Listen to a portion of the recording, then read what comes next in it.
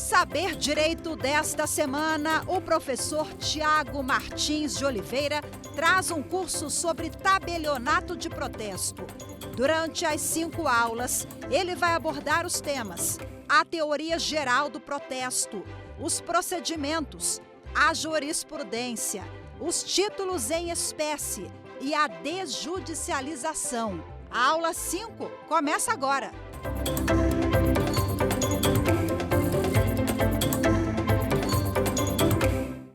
Olá, bem-vindos de volta. Tiago Oliveira, professor de Direito Notarial e Registral, sou professor da Escola da Magistratura do Paraná e do curso Virgínia Reis. Laboro já com tabelionato de protesto há quase 20 anos e estou essa semana aqui debatendo esse tema com vocês, mas não só o tema do tabelionato de protesto, também debatendo temas afins como a jurisprudência de títulos de crédito, a repercussão do protesto na esfera dos credores, outros temas de outras áreas do registro civil, por exemplo. A gente vai ver algumas coisas de registro de imóveis, algumas coisas de notas que estão hoje na visão moderna daquilo que é chamado desjudicialização ou extrajudicialização. Esse é um movimento que já acontece há mais de 20 anos, há quase 20 anos. Desde 2006, a gente fala em desjudicialização, que é retirar do judiciário e deslocar para o extrajudicial temas que até então tinham que ser levados para o Poder Judiciário para decisão. O primeiro momento, como eu já coloquei para vocês, que a gente tem é a alteração do artigo 213 da Lei 6.015, aonde havia necessidade para a retificação de uma matrícula de ser aberto um procedimento junto ao Poder Judiciário. E isso tornava a situação dificultosa, tornava a situação morosa, tornava tudo sem prática, sem facilidade. E esse não é o objetivo nem do Poder Judiciário e nem do Serviço Extrajudicial, claro. O objetivo do Serviço Extrajudicial e do Poder Judiciário é de efetivar os direitos da forma mais rápida, mais ágil possível e com o máximo de eficiência. Então, a gente vê, por exemplo, em 2007, a migração do Poder Judiciário para o extrajudicial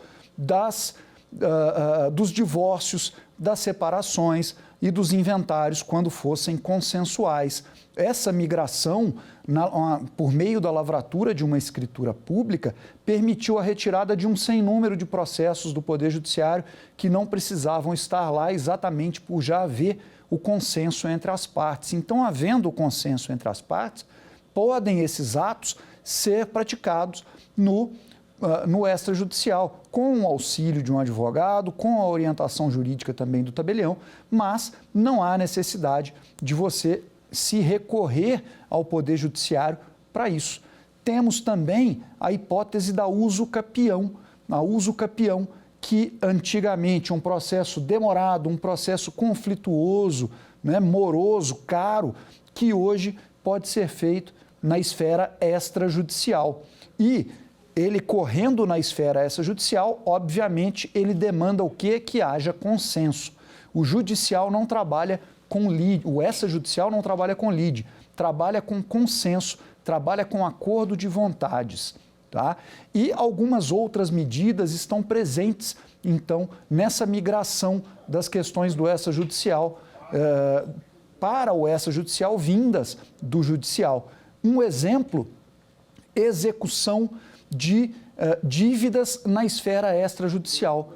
O que seria essa execução de dívidas na esfera extrajudicial? Um exemplo que nós temos, a alienação fiduciária em garantia de bens imóveis da Lei 9.514. Essa execução não precisa ser levada para o Poder Judiciário mais.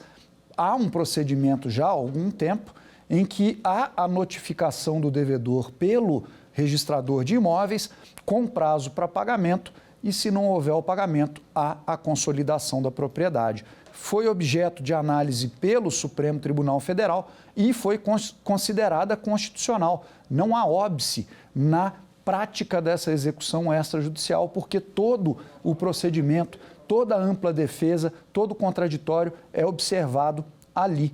E hoje, com a alteração legislativa recente, também a execução de hipotecas na esfera extrajudicial.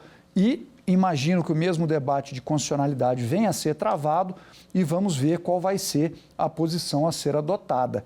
Retificação de nome também integralmente na esfera extrajudicial. Então, o registro civil hoje integrado na desjudicialização ou extrajudicialização, aquilo que precisava ser levado ao Poder Judiciário antigamente, feito de forma administrativa, inclusive alteração de sexo. Isso daí por orientação, num primeiro momento, do Conselho Nacional de Justiça. A alteração de sexo do registrado pode ser feita por iniciativa própria, diretamente no registro civil, na esfera extrajudicial. Mas a pergunta que fica é, e o protesto? Aonde que ele se insere nisso? O protesto, na verdade, ele já é um elemento desjudicializante ou antijudicializante, como podemos dizer, há décadas, há muito tempo, né? Porque, como a gente viu, alguns títulos, alguns documentos dependem de um protesto necessário para que venham a ser executados. Exemplo, o contrato de câmbio, exemplo, a duplicata sem aceite.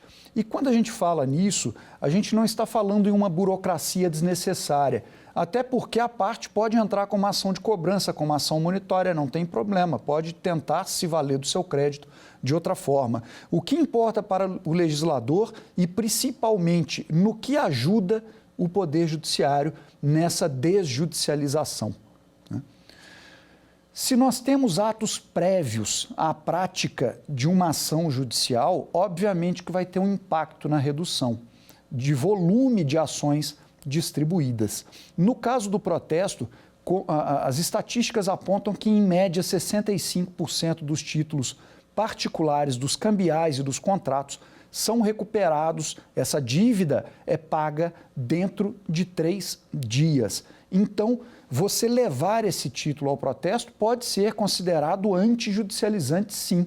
Pode ser considerado uma forma de se auxiliar o Poder Judiciário. Então, quando eu falo no protesto do contrato de câmbio, ele terá 65% de probabilidade de recuperação de dívida junto ao tabelionato de protesto. Por que não incentivar esse encaminhamento do título para a via extrajudicial?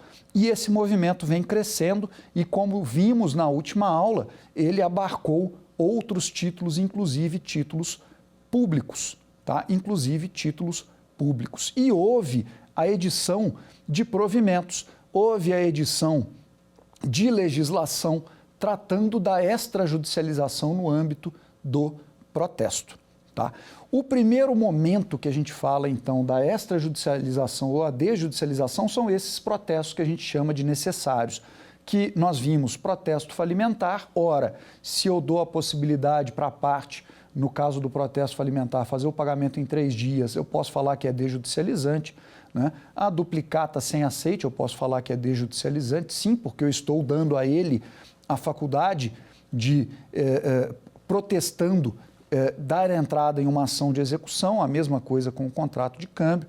Protesto de co-obrigados, pede-se, na verdade, o direito de ação contra os co-obrigados, continua, subsiste o direito de ação contra o devedor principal, mas contra os co-obrigados não caberá execução, né? Então, são medidas que, na verdade, elas não geram uma burocracia, elas geram um incentivo à sua adoção. E isso falando aí em coisa de 6 décadas. Nos anos 60, nós já tínhamos esse tipo de medida desjudicializante no próprio protesto, tá? Agora, o que nós temos de moderno no protesto do ponto de vista desjudicializante? Primeiro momento, e que se aplica para todas as esferas do extrajudicial, seja um cartório de notas, seja um tabelionato de protesto, um registro de imóveis, é a figura da mediação e da conciliação. Como nós vimos, o fundamento normativo dos cartórios, dos serviços notariais e registrais é o artigo 236 da Constituição e é um serviço público exercido por um profissional do direito aprovado em um concurso público. E, nesse contexto, a legislação veio a permitir que os notários e registradores exerçam, já que eles são afeitos a essa atividade de aconselhar e de ficar de forma equidistante entre as partes, que eles exerçam a função da conciliação e da mediação. A conciliação e a mediação, formas de extinção de litígio, evitando, então, ajuizamento de ações que podem ser consideradas desnecessárias. Vem a legislação e traz essa previsão da conciliação e mediação pelos notários e registradores, e isso foi também incorporado pelo Conselho Nacional de Justiça mediante o provimento 67.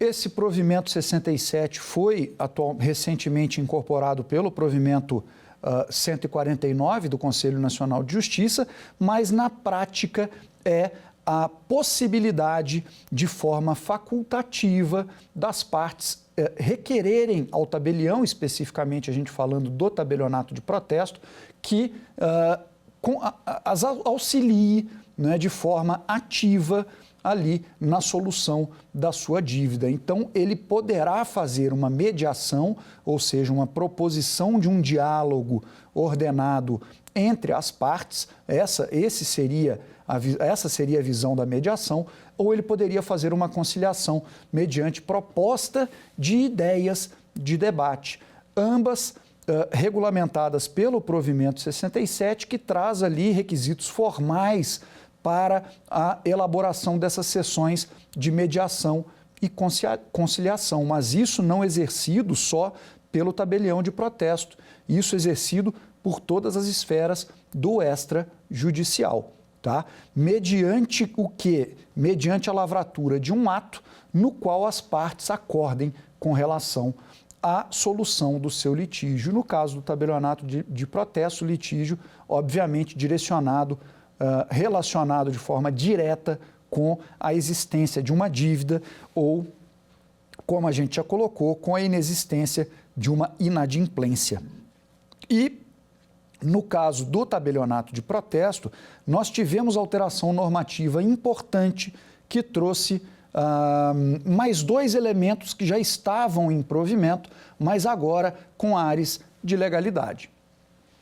O provimento 72 do Conselho Nacional de Justiça dispunha sobre a possibilidade, tá, de uma mediação, de uma conciliação, na verdade, uma medida prévia realizada no tabelionato de protesto, ou seja, antes da própria lavratura do protesto, uma medida prévia para a conciliação das partes. Perfeito. Hoje nós temos a redação do artigo 11A da Lei 9492, regulamentando como é esse procedimento. Então, o apresentante, ao fazer a apresentação do título, ele pode, desde o início, já solicitar que a parte fazendo a apresentação pode solicitar que o tabelião faça a intimação do devedor, apresentando uma proposta, por exemplo, de redução de juros, redução de valor, um deságio, né, um parcelamento daquela dívida.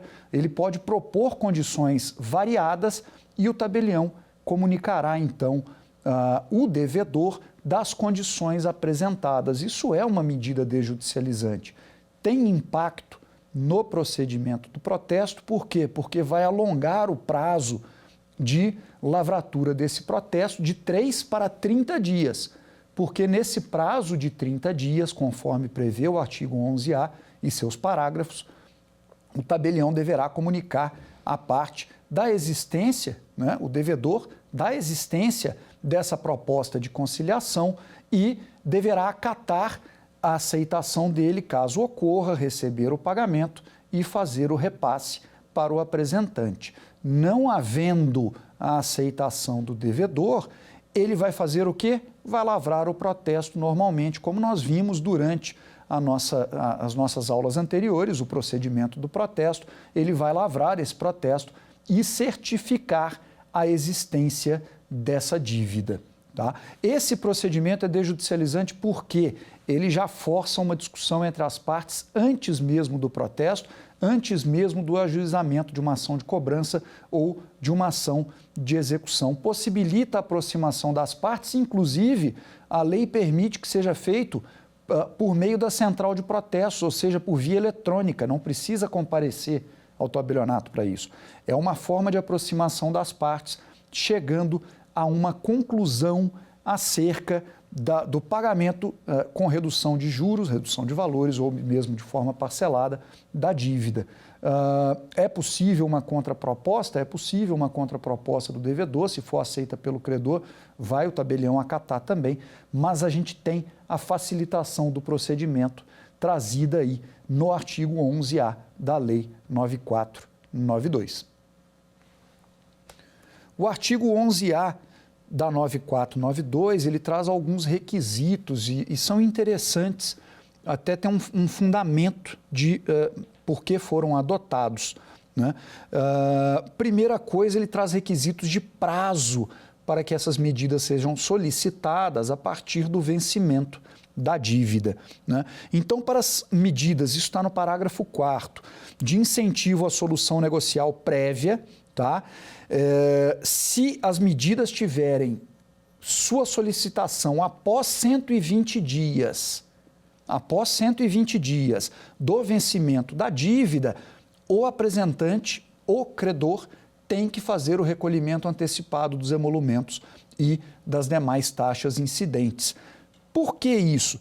Para incentivar uma tentativa rápida, uma tentativa célere do credor ou do apresentante de buscar essa solução negocial prévia, porque as estatísticas demonstram que quanto mais cedo, após o vencimento da dívida, se inicia o procedimento de cobrança, maior a taxa de recuperação da dívida. Esse é um incentivo colocado ali no parágrafo 5º do artigo 11A da Lei 9492. Se a dívida tiver entre 31 e 120 dias, o apresentante não vai pagar os emolumentos, não vai pagar as taxas, mas ele vai tão somente pagar o serviço eletrônico prestado pela central de protesto. Isso para quê? Tentar que essas dívidas sejam levadas à negociação prévia dentro desse prazo de 30 dias. Essa apresentação dentro de um prazo de 30 dias é o que vai levar à taxa de recuperação de 65% e que vai permitir credor e devedor se comporem. Isso é no interesse, não só no interesse particular, isso é no interesse da circulação de riquezas, isso é no interesse da inexistência da inadimplência no país. Nós vemos programas de redução de inadimplência e isso é importante porque a saúde econômica do país gera crescimento econômico e essas medidas vêm nesse sentido. Quanto maior a recuperação de dívida, maior o crescimento econômico, maior a circulação de riquezas. Então, essa medida conciliatória prévia, quanto mais rápido ela for adotada, maior a sua eficiência, chegando aos propagados 65%. Tá? E essa medida de recuperação prévia, ela é facultativa, ela é de interesse do credor, ele solicita se ele quiser, ele não é obrigado a solicitar, ele pode simplesmente dar seguimento ao protesto no prazo normal de 3 dias, com a geração da restrição do devedor. Mas, nesse afã de desjudicialização, de mediação e de conciliação, é interessante que se tente essa medida prévia com redução, então, de ajuizamento de demandas no judiciário. Tá? Mas, importante a gente ressaltar que, mesmo que seja lavrado o protesto, a gente tem ainda a possibilidade de uma medida de negociação, que é a medida de negociação das dívidas já protestadas. Essa medida também fazia parte do provimento 72 e ela também foi trazida para a Lei Federal 9492, mas ela difere da outra medida com relação ao momento no qual ela é feita. Tá? Na primeira hipótese que nós temos de desjudicialização, a gente está falando da medida prévia do protesto, lavrado feita antes da lavratura do protesto. Prazo de 3 dias é dilatado para 30 dias com a apresentação dessas propostas. Se o protesto for lavrado, a gente segue o regramento do artigo 26A da Lei 9492. O artigo 26 caput fala do cancelamento de protesto, o 26A fala das medidas de incentivo à quitação das dívidas já protestadas. Essas medidas já estavam no provimento 72, agora incorporadas aí pela Lei 9492. E elas se assemelham muito com as medidas prévias. A diferença é que elas terão um momento diverso. Elas serão praticadas após o protesto, mas no conteúdo é a mesma lógica. Solicitação do credor para que o tabelião informe ao devedor acerca de uma proposta, e aqui a gente tem um ponto a mais. A possibilidade do devedor solicitar ao tabelião que informe o credor acerca da existência de uma proposta. Então, ao contrário da medida prévia, que ela vem do apresentante apenas, aqui a gente tem uma via de duas mãos. Nós temos tanto o credor quanto o devedor, tá, fazendo a proposta de desjudicialização, de pagamento de forma amigável. E o movimento, o procedimento é basicamente o mesmo. Como que ele ocorre?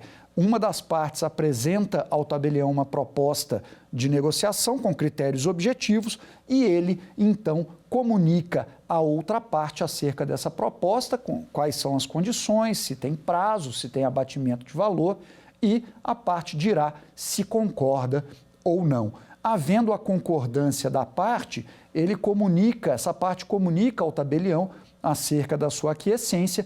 Se for o devedor aceitando, ele faz o pagamento. Se for o credor aceitando, o tabelião comunica ao devedor para que ele faça o pagamento. Pagamento feito ao tabelião, tá? Que repassará ao credor. Ele fará essa gerência, ele gerenciará essa comunicação entre as partes que, muitas vezes, nas relações interpessoais podem estar abaladas, o tabelião ficará, então, ali como fiel da balança, fazendo essa comunicação de forma isenta, tá? E o que gera essa negociação com essa intervenção do tabelião? Ora, quando a gente viu o procedimento de protesto, a gente viu que o fundamento do cancelamento do protesto é o pagamento da dívida.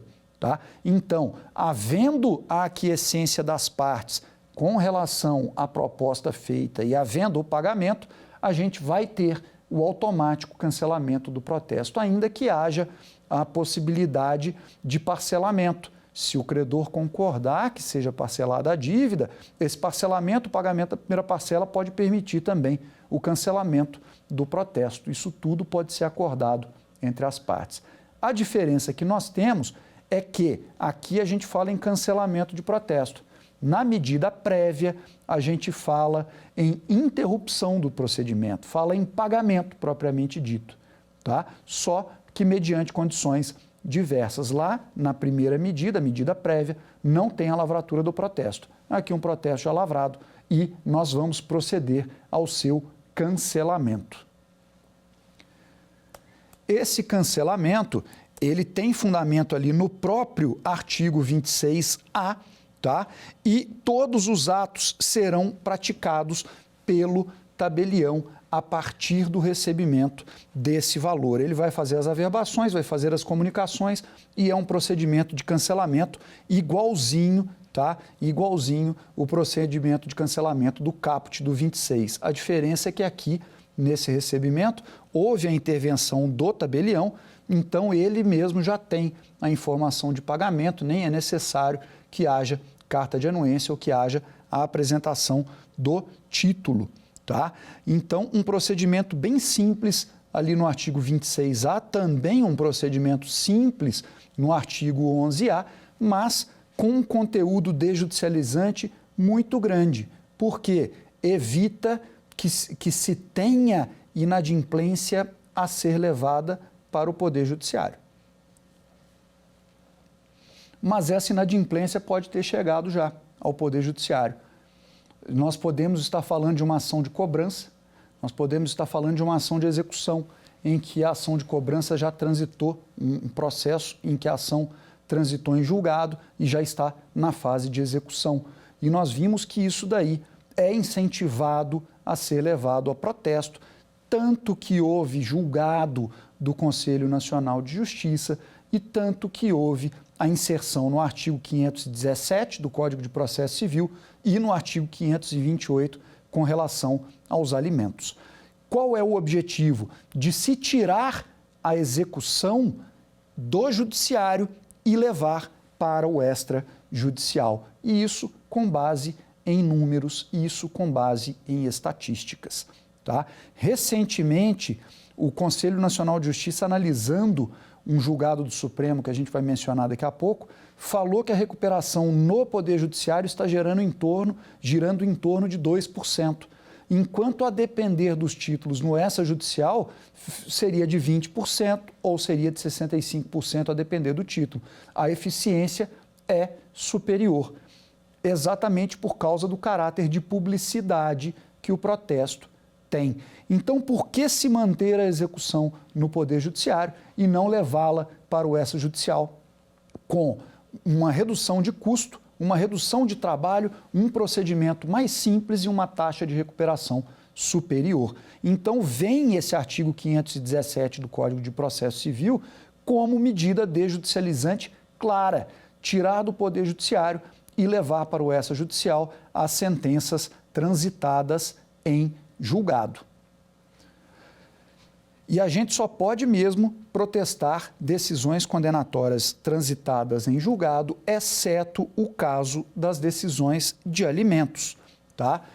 Como que nós vamos fazer esse protesto? Apresentando a certidão de dívida a que faz referência o artigo 517 do Código de Processo Civil. Tem-se que iniciar a fase de execução. Solicita-se a certidão e, então, não havendo o pagamento voluntário no prazo, é apresentada a protesto. Ela é qualificada do ponto de vista formal e o procedimento segue tal qual: protocolo, qualificação, expedição da intimação e decurso do trido, se não houver o pagamento, protesto da dívida. Mas por que é desjudicializante? Porque imagina-se, com base em números, que a taxa de recuperação do extrajudicial é maior e, com isso, haverá um maior índice de desafogamento do Poder Judiciário, uma maior taxa de extinção de execuções em função do pagamento, em função do adimplemento da dívida perante o extrajudicial. Tá? E isso tem sido adotado não só na Justiça Estadual, é adotado também na Justiça do Trabalho. A Justiça do Trabalho adota com bastante afinco. Nós vimos que o tabelião de protesto não vai trabalhar de ofício, ele não vai tomar a iniciativa de iniciar o procedimento, mas, por exemplo, a Justiça do Trabalho tem, em alguns estados, dado início ao procedimento de execução de ofício. E nós vemos hoje juízes de varas de família dando início de ofício, até com base no comando do artigo 528 do Código de Processo Civil, a expedição dessas certidões e encaminhamento a protesto. Medida desjudicializante de ofício. Na esfera civil, já depende de requerimento da parte. As certidões vêm sendo apresentadas e a taxa de recuperação, de fato, está aparecendo superior a 10%, 15%, a depender do estado, né? Então, de fato, os tabelionatos de protesto estão cooperando com essa recuperação de dívidas judiciais. E o que é mais importante, a recuperação das dívidas judiciais, ela é gratuita. Não há necessidade na apresentação do título de haver pagamento de emolumentos e demais taxas. Isso está no provimento 149.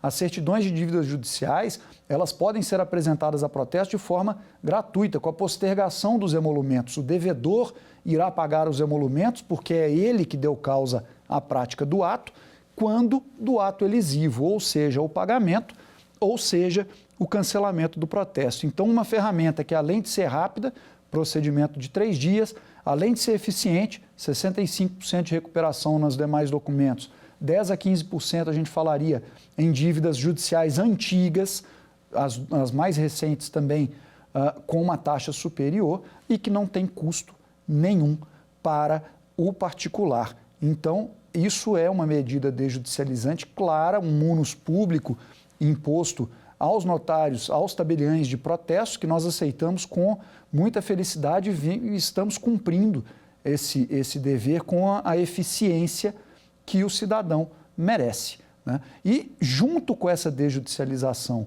decorrente da aceitação das dívidas judiciais, nós vimos a aceitação das dívidas públicas, o protesto das certidões de dívida ativa, previsão legal do parágrafo único do artigo 1º da Lei 9492. E por que é desjudicializante? Questão também de números. A legislação permitia que a Fazenda Pública não ajuizasse execução de baixos valores, mas isso passou a ser discutido, se seria ou não renúncia de receita. Algumas fazendas estaduais e municipais continuaram ajuizando as ações de execução, né? Mas esse ajuizamento de ação de execução leva a uma taxa de recuperação que o CNJ analisou em 2011 seria da ordem de 0,7%. Isso em 2011, quando editado a primeira orientação de protesto de dívidas públicas. Tá?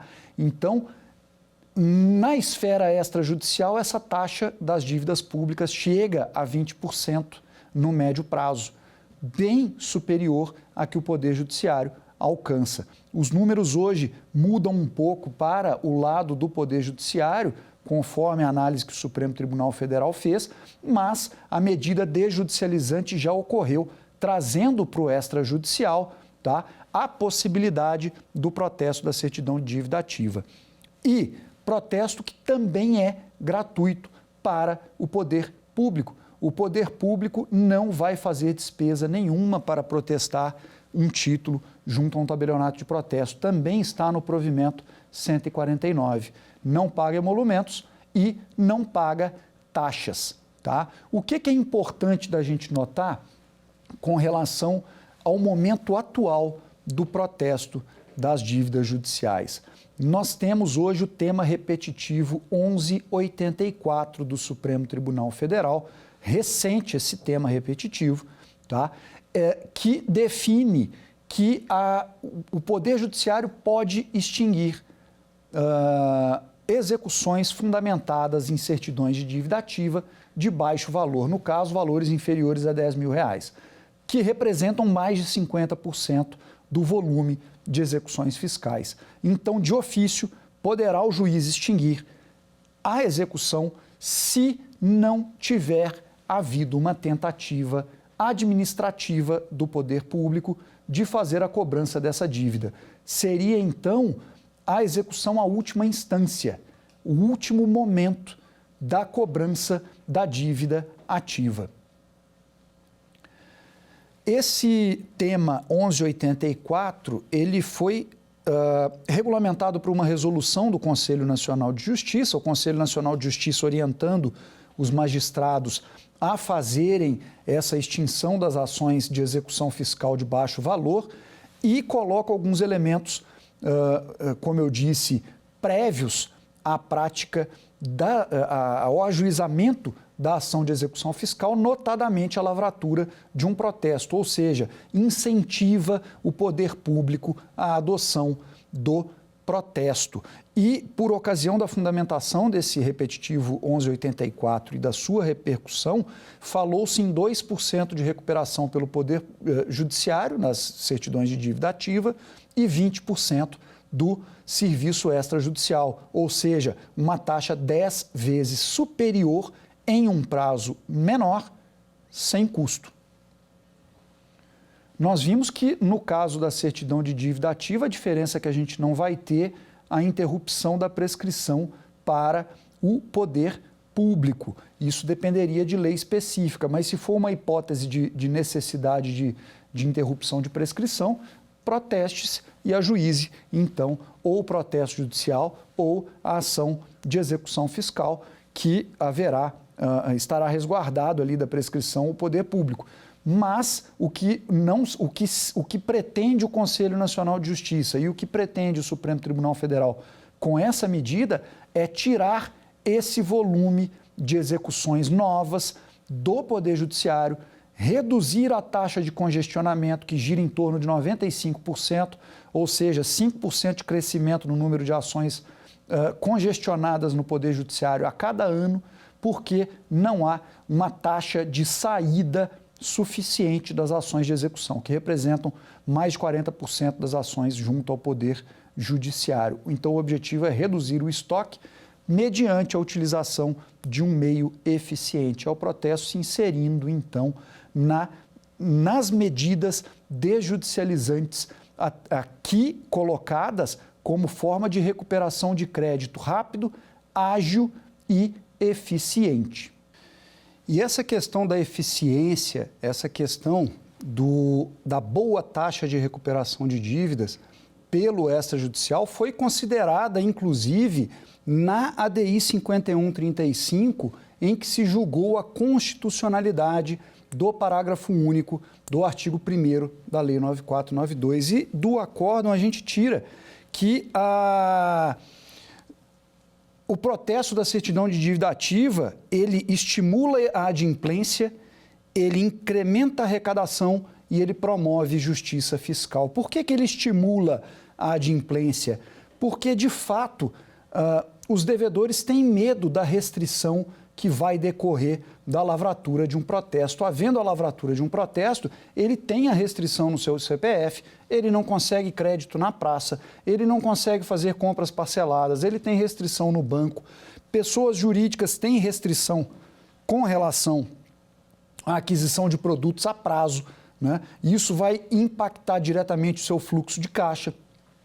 Então, isso sim estimula a adimplência. É uma medida que tem um caráter, e aqui, utilizando furtando, por assim dizer, uma expressão do direito penal, tem um caráter de prevenção geral, um caráter de não tratar o protesto como um meio de coação do devedor, mas uma forma de estimular mesmo que haja o pagamento.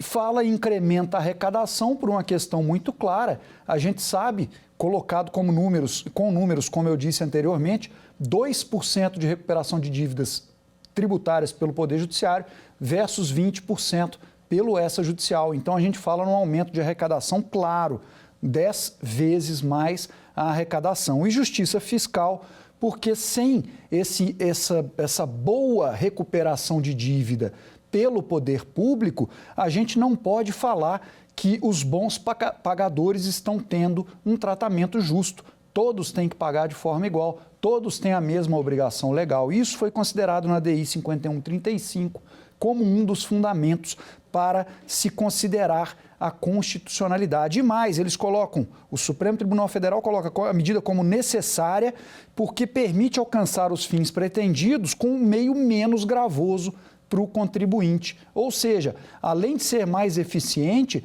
não é tão gravoso quanto o contribuinte ter os seus bens escutidos pelo Poder Judiciário, tá? Ele teria só o medo da restrição, você não teria penhora, você não teria custas judiciais, você não teria honorários advocatícios. É o princípio da menor onerosidade aí em ação no que diz respeito à execução de dívidas judiciais, de dívidas tributárias, mas também nas dívidas judiciais. Isso tudo fundamento da ADI 5135.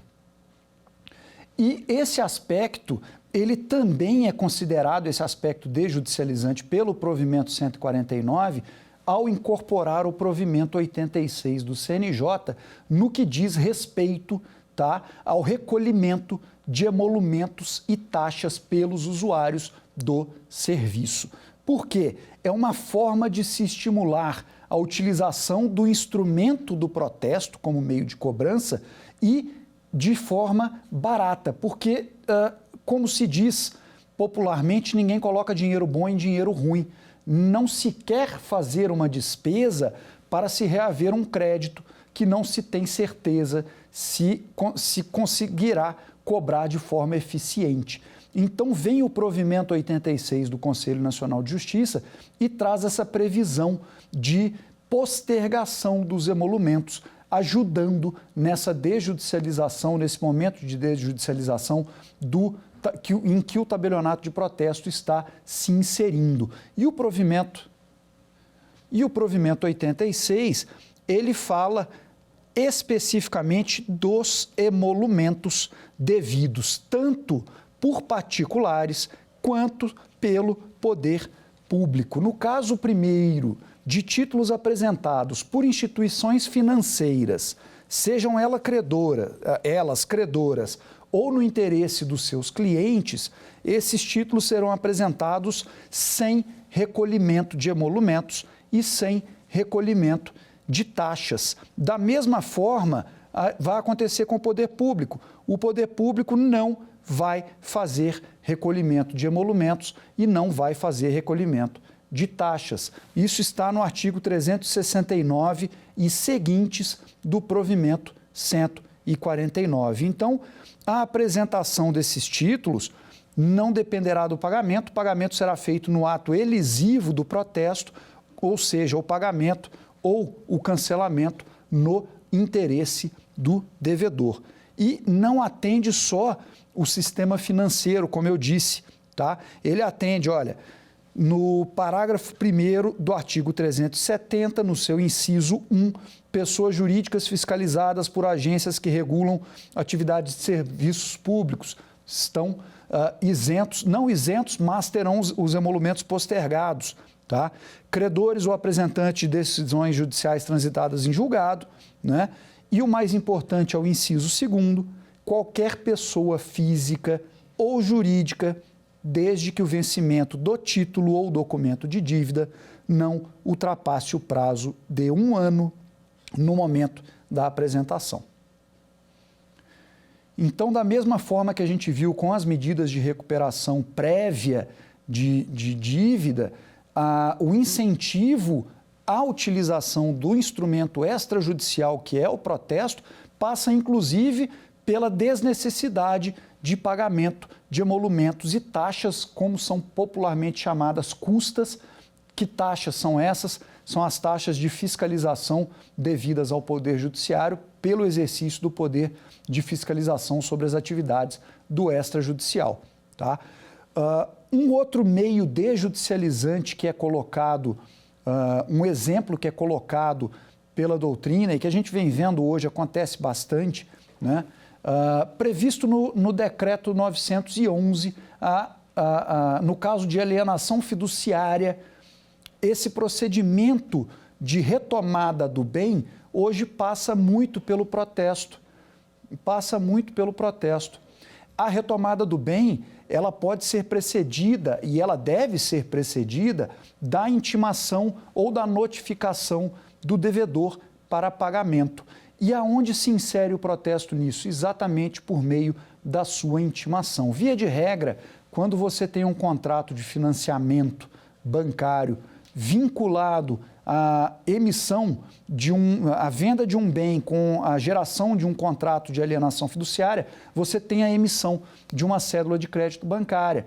Então, via de regra, as instituições financeiras mandam a protesto, enviam a protesto essa cédula de crédito bancária para que a intimação do protesto sirva como meio prévio de comunicação, sirva como meio de constituição em mora do devedor a permitir posteriormente a recuperação do bem pela instituição financeira. Na verdade, a consolidação da propriedade, porque quando a gente fala em alienação fiduciária, a gente tem o desdobramento, ficando a propriedade, na verdade, na posse da instituição financeira. Se ela quiser, então, retomar esse bem nos termos do decreto 911, ela pode utilizar o protesto como uma medida prévia de constituição em mora, mediante a intimação do devedor para o pagamento dessa dívida. Tá? Mesma coisa, cobrança de honorários, né?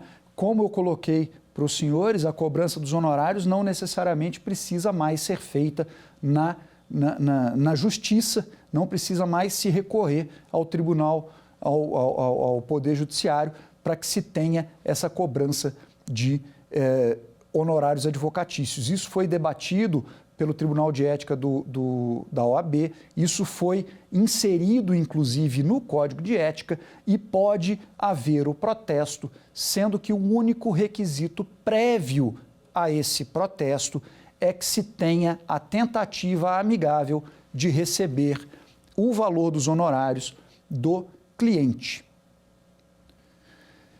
Isso por quê? Isso porque a advocacia não exerce uma função de mercancia, a advocacia exerce uma função digna de administração da justiça. E nesse afã da administração da justiça vem, então, a exigência da Ordem dos Advogados do Brasil dessa tentativa amigável para que se evite também conflituosidade em decorrência da lavratura desse protesto. E não só com relação à lavratura do protesto em si, mas a própria forma de prática desse protesto, porque, como nós vimos, os mesmos contratos podem prever parcelas que sejam líquidas ou ilíquidas e a cobrança direta via protesto, mediante protesto, estaria limitada à parcela líquida. E não só os advogados fazendo o uso do protesto, também os conselhos de classe, que anteriormente todos tinham que submeter ao Poder Judiciário as suas certidões de dívida, como a própria Ordem dos Advogados do Brasil submetia suas certidões de dívidas para o Poder Judiciário. Agora nós temos os conselhos de classe, como o Conselho Regional de Medicina, o Conselho Regional de Engenharia e Arquitetura, todos esses conselhos enviando as anuidades a protesto. Claro, possuem natureza autárquica, no caso da OAB, uma natureza sui generis, mas eles têm a legitimidade para a expedição das suas certidões de dívida ativa, no caso dos demais conselhos, certidão de dívida, no caso da Ordem dos Advogados do Brasil, e isso retirou essas cobranças da esfera da execução fiscal. A gente não tem também os conselhos precisando ajuizar execuções fiscais para ter satisfeitas as suas anuidades. Agora a utilização do protesto. E o protesto, por que a gente fala que ele é desjudicializante enquanto um item de utilização facultativa? A concorrência, por assim dizer, o oposto ao protesto são os birôs de crédito previstos no Código de Defesa do Consumidor. E existe uma diferença entre a quantidade de títulos que são levados a esses birôs de crédito e a quantidade de títulos que são levados a protesto. Os títulos levados a esses birôs de crédito, de fato, produzem uma quantidade muito maior de discussões judiciais, pela falta de análise jurídica feita pelos birôs, pela falta da notificação do devedor pelos birôs, que é um grande problema na jurisprudência, né, e pela dificuldade de se fazer a baixa posteriormente. No caso dos tabelionatos de protesto, essa desjudicialização decorre do próprio trabalho técnico, da qualificação jurídica, da intimação que é feita com fé pública, que é feita no endereço da parte, que é tentado buscar essa parte de forma, inclusive, eletrônica. Então, contribui, inclusive, para as cobranças normais. A gente pode falar que o protesto contribui para mitigar aí o ajuizamento de demandas entre as partes, e inclusive demandas contra, por exemplo, esses birôs que são responsáveis por uma grande quantidade de processos decorrentes, inclusive, de procedimentos próprios. Um exemplo que nós tivemos, que nós vimos mais cedo em uma outra aula nossa, é a questão do prazo de manutenção dessas informações nos birôs, que foi objeto de discussão judicial, chegou até o STJ, e as informações, então, após o trânsito em julgado dessa decisão, passaram a ser consideradas tão somente a partir do vencimento da dívida e não a partir do protesto. Eles aplicavam de determinada forma as previsões do CDC e necessitou-se, então, de uma discussão judicial para essa retificação. E nisso daí o tabelionato de protesto contribui. Seguindo no encerramento da nossa aula, vamos partir para o nosso quiz e ver o que nós temos de questões hoje para vocês.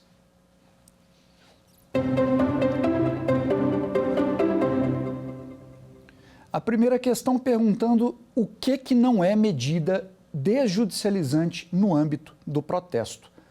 Letra A, protesto facultativo. Letra B, protesto de decisão judicial. Letra C, protesto de certidão de dívida ativa.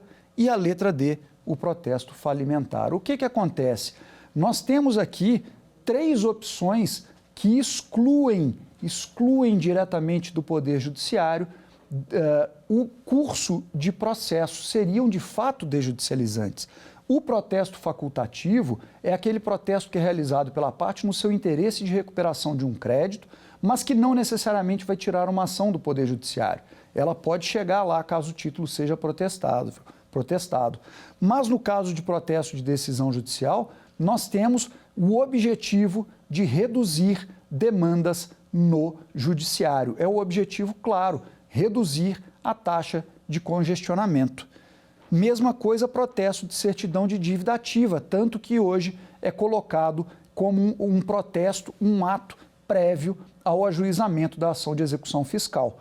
E a letra D, que nós já vimos, o protesto falimentar, que é um protesto necessário para o ajuizamento da ação de falência, ou seja, ele é prévio e ele tem o potencial de retirar ações e demandas do judiciário. Então, aqui a resposta, no nosso caso, a letra A, protesto facultativo, não necessariamente é desjudicializante, muito embora ele possa contribuir para a redução de demandas eventualmente a serem ajuizadas, mas não tira demandas que já estão no judiciário.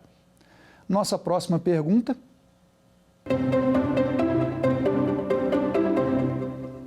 Sobre a mediação e a conciliação, é correto dizer que A, somente pode ser realizada por tabelião de notas. Isso não é correto, como a gente viu pelo provimento 67 do Conselho Nacional de Justiça, regulamentando legislação específica, todas as especialidades podem realizar mediação e conciliação, não só o tabelião de notas, mas também o tabelião de protesto, o registrador de imóveis, o registrador civil de pessoas naturais, o registrador imobiliário, todas as especialidades podem realizar a conciliação e também a mediação. Tá? Pode ser precedida de medida prévia de recuperação de dívidas protestadas. Isso é verdade, isso está correto. Por que está correto? Porque as medidas do provimento 72, que foram incorporadas pelo provimento 149, que são aquelas do artigo 26A da Lei 9492, feitas após a lavratura do protesto, podem sim ser medidas preparatórias de uma conciliação, medidas preparatórias de uma mediação. Isso está no próprio provimento 149. Somente podem ser realizadas no âmbito do judicial. Isso não está correto. É exatamente o objetivo da extrajudicialização, tirar do judicial medidas que não sejam medidas essencialmente de análise judicial. E a conciliação e a mediação têm natureza negocial, por isso elas são mais afetas ao extrajudicial. E pode ser iniciada de ofício pelo tabelião de protestos, não está correto. O tabelião de protestos não age de ofício em nenhuma hipótese. É o princípio da instância ou da rogação. Sempre vai agir mediante requerimento da parte.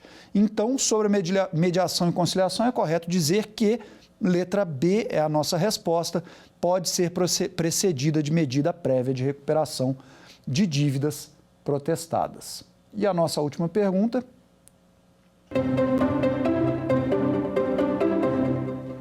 Sobre o protesto de certidão de dívida ativa, é correto dizer que a jurisprudência do STF permite a extinção de execuções fiscais de baixo valor. Isso está correto, isso é o tema repetitivo 1184, recente, que permite a extinção de dívidas, de execuções que se refiram a dívidas com valores inferiores a R$10 mil e que permitem, então, que exige, então, conforme resolução do CNJ, que haja uma medida prévia ao ajuizamento da execução fiscal. Dentre essas medidas prévias, encaixa-se o protesto. O protesto de CDA depende do pagamento de emolumentos prévios pelo ente público. Nós vimos que não, que o ente público pode dar entrada num pedido de protesto independente do pagamento de emolumentos. Isso tem fundamento no provimento 149 do CNJ. E o protesto de CDA foi considerado inconstitucional. Vimos que não. O protesto de CDA foi considerado constitucional pelo Supremo Tribunal Federal e o Supremo Tribunal Federal incentivou, de fato, com isso, vendo a eficiência da recuperação das dívidas tributárias por meio do protesto. E, por fim, a letra D, o protesto de CDA não tem previsão legal, ele tem previsão legal, sim, parágrafo único do artigo 1º da Lei 9492. Então, aqui, correta a opção A, a jurisprudência do STF permite a extinção de execuções fiscais de baixo valor. Perfeito, eu gostaria então de agradecer a todos que acompanharam as aulas sobre tabelionato de protesto durante essa semana. Espero que tenham sido aulas produtivas, que tenha ficado claro e que esse instituto, que não nos é tão conhecido, tenha sido desmistificado com o que aqui coloquei para vocês. Agradeço a oportunidade de estar aqui e espero encontrá-los em outra ocasião. Quer dar alguma sugestão de tema para os cursos do Saber Direito? Então mande um e-mail para a gente, saberdireito@stf.jus.br. Você também pode estudar pela internet. Acesse o nosso site radioetvjustiça.jus.br ou pode rever as aulas no canal do YouTube, @Rádio e TV Justiça.